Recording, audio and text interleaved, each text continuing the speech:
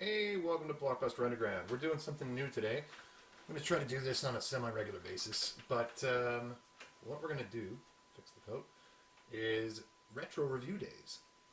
Basically, I'm going to pick a movie from random, from the mini store I got back there, and try to find some hidden gems that people may not have seen before, may have seen, heard of, but never got a chance to watch. But yeah, and what I'll do is I'll try to figure out where you can watch these movies. 'Cause, like you know, most of mine are all on Blu-ray already. Much to my wife's chagrin, she always asks me, "Why do you keep buying Blu-rays?" I'm like, "Because, just because." Big fan of physical media. Anyway, what we're reviewing today is going to be Black Rain, starring Michael Douglas and Andy Garcia. Released September 22nd, 1989, directed by Ridley Scott, music by Hans Zimmer. One of his first, not if not one of the first movies he did the score for. After working with Oingo Boingo for all those years. So anyway, one of my personal favorites, a hidden gem in all regards.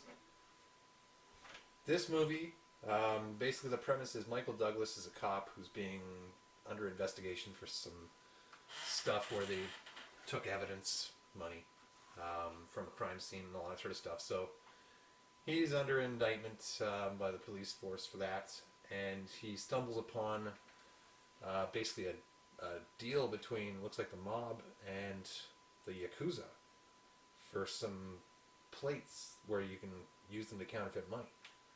And completely by accident, he runs into this. They wind up grabbing one of the suspects, and next thing you know, the Japanese authorities are like, "We want him back here to stand trial." So Michael Douglas and Andy Garcia, who plays his buddy Charlie, Vincent, they're basically tasked with bringing this guy back to Japan, to the authorities there to stand trial. So, great fish out of water situation for sure from get-go here. The movie opens with a really good Greg Allman song too, called "I'll Be Holding On." Great tune. I've got the soundtrack to this movie too. Hans Zimmer's score is fantastic, unbelievable. The minute I saw the movie, I was like, I gotta find that soundtrack. But yeah, so they ended up having to drag this guy Sato back to Japan, and Sato, played by, hang on, I gotta IMDb this.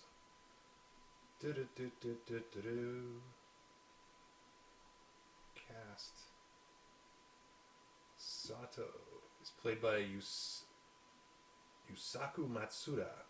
Hope I'm pronouncing his name correctly. This guy actually, when they cast him in the role, he suddenly got diagnosed with cancer, like bladder cancer. And everyone was like, "You've got to go and get some help with this. Go see some medical assistance with this." And he was like, "No, no, no. This role is really big to me. I want to do my best job. I don't want to be like, going through chemo and everything while I'm trying to shoot this movie." So this guy, oh my god, he was great in this movie. He's got this crazy stare in some scenes. Unbelievably good. He was literally in between shooting, going to the bathroom and urinating blood.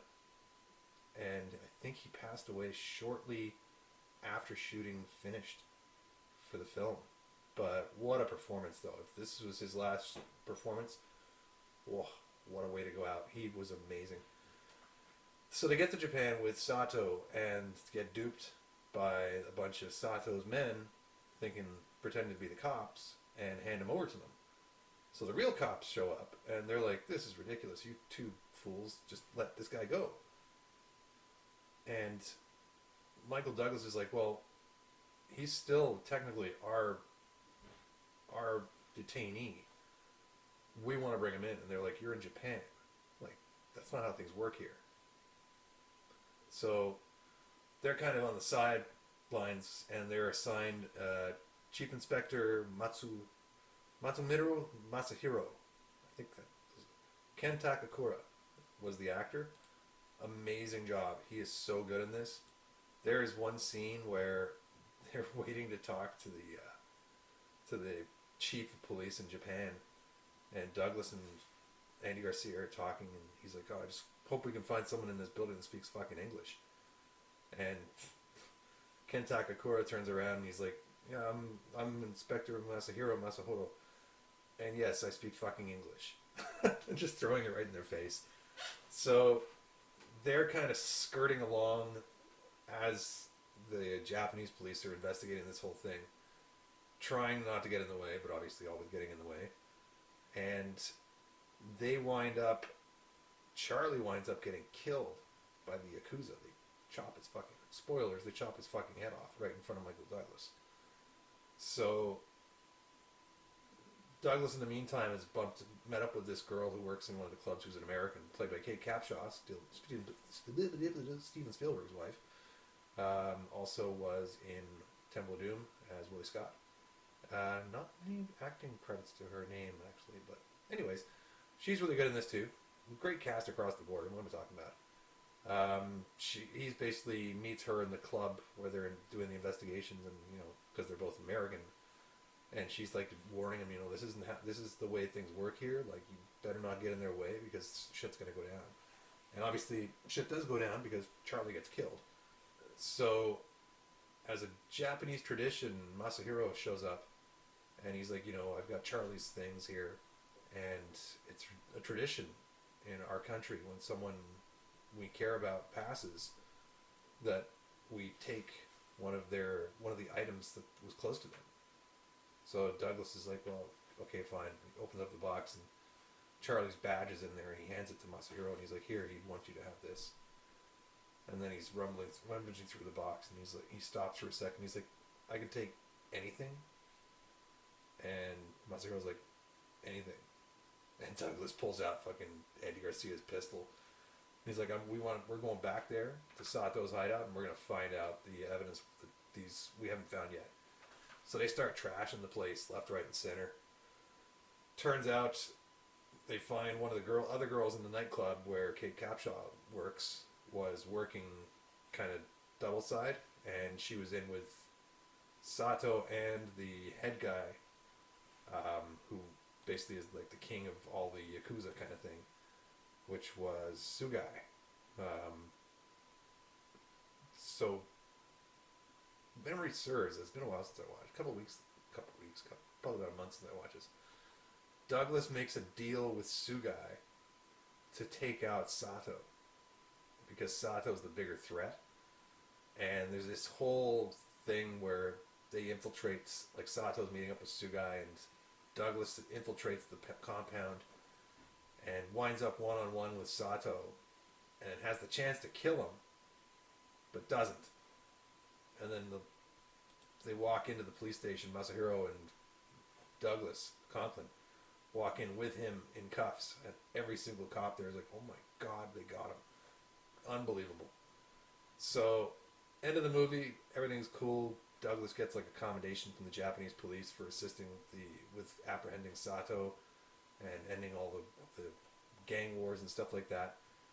And the last scene is he's at the airport waiting to fly back to New York, and him and Masahiro talking, and they're like, they never found the plates, the counterfeiting plates for the money.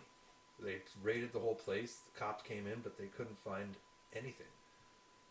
And Michael Douglas is like, well, good on whoever's got those. And Masahiro's like, what do you mean? What do you mean? He's like, well, if you got the plates and you know who to talk to, you're set for life. And so they're saying goodbye, and he's like, Masahiro's like, I've got a gift for you here. It's mostly for your kids back home, but some little trinkets and stuff like that. And he's like, oh, thanks, And Douglas turns to walk away, and he's like, oh, by the way, I got you this too. And he hands him a package, and starts going down to board his plane. Masahiro opens up the box, and it's a shirt, nice designer shirt, because they were always ribbing. Him and Charlie and Andy Garcia's character were always ribbing each other about their ties and their suits and stuff like that. So it's a nice, fancy, button-down, formal shirt, and he lifts it up, and beneath it are the plates for the counterfeit money. He stops, he waves to Douglas, he's like, Nixon! Nixon, and fucking Douglas just gives him a thumbs up like that, walks off. And that's the movie. Fantastic film. I don't know what it made about. It was a $30 million budget to shoot. I think it made about $140 million worldwide. It's been out on Blu-ray a couple of times. I just checked. You can actually stream it for $3, I think, on Amazon. I mean, if you find the right DVD store, you could probably buy the Blu-ray for about $4. So, but definitely worth a check. The music, like I said, outstanding. Hans Zimmer, it's top notch. Douglas, always a good performance by him. I mean, he rarely does a bad job. There was a lot of razzing and dazzing on this one, saying it was predictable, and it was like, oh, you know, the cliche tough cop from New York, blah, blah, blah, blah, blah. Hell, I don't care. It was entertaining as hell. Great cinematography. A lot of that they shot on location in Japan, and Ridley Scott apparently afterwards was like, I'm never doing that again. Because it was a logistics nightmare trying to get anything done. But having the actual on-location shots really helped the movie. I mean, nowadays, you could shoot the whole thing in like downtown Toronto and take one aerial shot of the city and be like, oh yeah, Japan. But great use of on-location. The final battle was actually filmed at a vineyard in California, so it wasn't Japan. But overall, great movie. Great, like I said, great performances across the board. Ken Takakura rarely did. He passed now, unfortunately. He rarely did English movies. This one and like Mr. Baseball with Tom Selleck. Remember that one from like '92, I think it was? He was in that one also, and I think one or two other small performances, but like 98% of his career was all Japanese movies and theater and stuff like that. So he had a long laundry list of credits to his name too. Wow. Andy Garcia looking really young. Douglas still looking relatively young. I mean, this was 1989, 1990. So 30 years ago? 31, yeah. Okay, oof, always messes me up. But yeah, if you get a chance to see it though, definitely worth a look. I'd give it probably a 9 out of 10. And rewatchability factor, I still love revisiting this movie from time to time, just for the score, the photography, the whole nine. Yeah, like, great movie. So yeah, so there you go. We'll probably do a couple more little mini reviews like this down the road, along the way for random movies here and there. But yeah, like I said, if you haven't checked out Black Rain, definitely give it a look. It's worth your time. Runs about 2 hours and change total running time, so it's not an overly, well, it's average length movie, but I liked it a lot. Great action, thriller, kind of mystery, suspense, all that wrapped into one. Early Hans Zimmer score, I think it was his first actually, and Ridley Scott, always a reliable director. Blu-ray's actually got a commentary track by Ridley Scott, and then Black Rain, the script and the cast, and then a 2-part making of documentary, post-production documentary, and the theatrical trailer. So yeah, I think I paid $8 for this used. So like I said, stream it, check it out on Blu-ray used. If you got a friend who got a copy, borrow it off him, check it out. Definitely worth looking into. If you guys got any recommendations or suggestions for these little mini reviews moving forward, feel free to drop some suggestions in the comments, and I will take them under advisement as to whether I've seen the movie or not. Well, I've probably seen it. Anyway, let me wrap it up for today. Just under 15 minutes, perfect runtime. All right, cool.